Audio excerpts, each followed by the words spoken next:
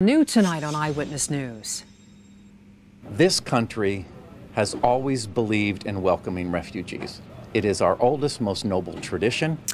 But those who work resettling refugees here in our state say President Trump and his administration are trying to change that by capping the number of refugees arriving in America.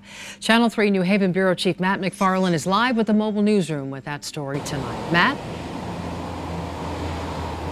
Well, Denise, 2 years ago, President Obama capped the number of refugees that could resettle in the U.S. that year at 110,000. Yesterday, the Trump administration came out saying it would limit the number to 30,000 for next year. That's actually down from the current level of 45,000. Since the Refugee Act was signed in 1980, we have never had a number this low. And that would be 30,000, a cap recently announced by the Trump administration. We propose resettling up to 30,000 refugees under the new refugee ceiling, as well as processing more than 280,000 asylum seekers. While the administration says it has to do with security, a backlog at the border, and a humanitarian crisis of those claiming asylum, Chris George with Integrated Refugee and Immigrant Services in New Haven says refugees go through a 2-year vetting process. The refugees coming to this country are more rigorously screened than any refugee anywhere in the world. It is by far the hardest way for anyone to enter the United States. George says in 2016, IRIS resettled a high of 530 refugees. This year, that number is down to roughly 100.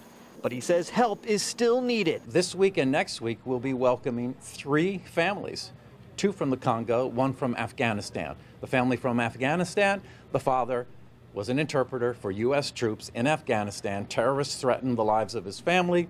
We brought him here through the refugee program. In addition to resettling families, George says IRIS is looking at strengthening its schools, tutoring, and after-school programs, along with educating the public about resettlement programs, saying their work will not be deterred by the most recent announcement. You'd think we'd be numb by now, but we're not. We're outraged. We're not going to take this line down.